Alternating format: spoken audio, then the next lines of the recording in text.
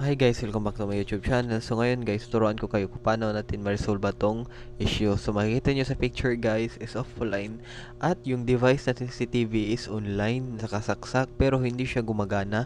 At pagkatapos guys, dinelete ko yun at pagkatapos mag-delete ko guys, hindi gumagana rin yung CCTV.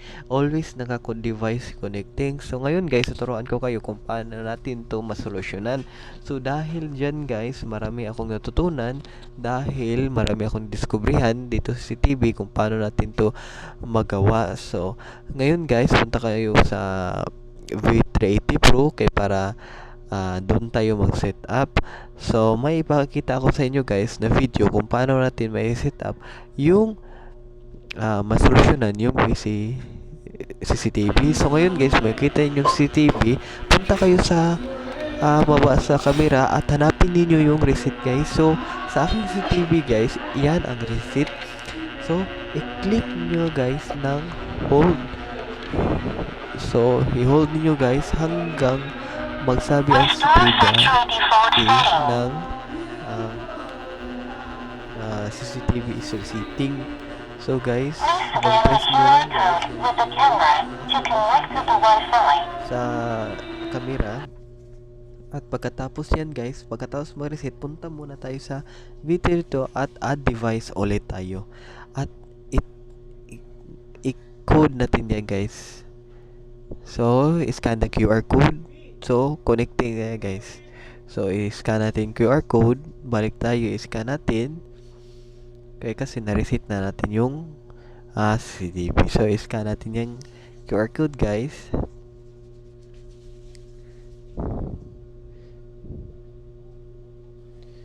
Okay, just wait guys. Nag-lag yung CCTV.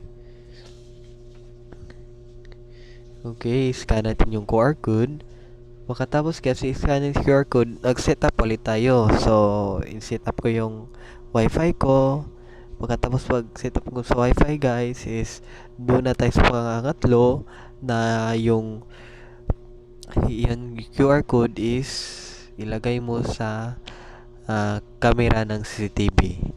Pakita mo yan sa camera ng CCTV guys. So just wait guys, nag-set up ako niyan sa CCTV.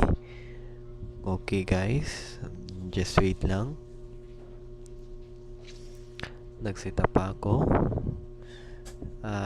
So pagkatapos mag-set up ko guys, na-connecting na. So device connecting na guys.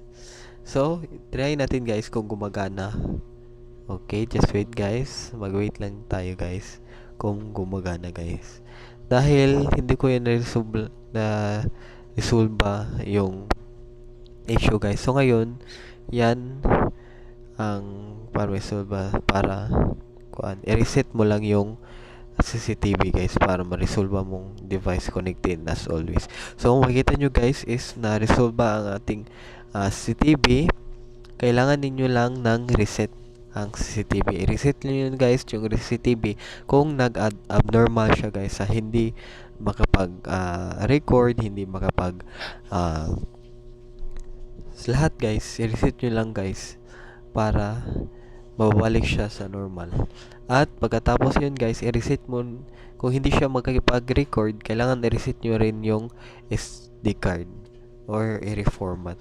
So, ayan guys, nakita natin na nag-working na yung CCTV natin. So, ayan na guys. So, maraming salamat guys. Please subscribe my YouTube channel guys. Supportan nyo ako. Okay, maraming salamat.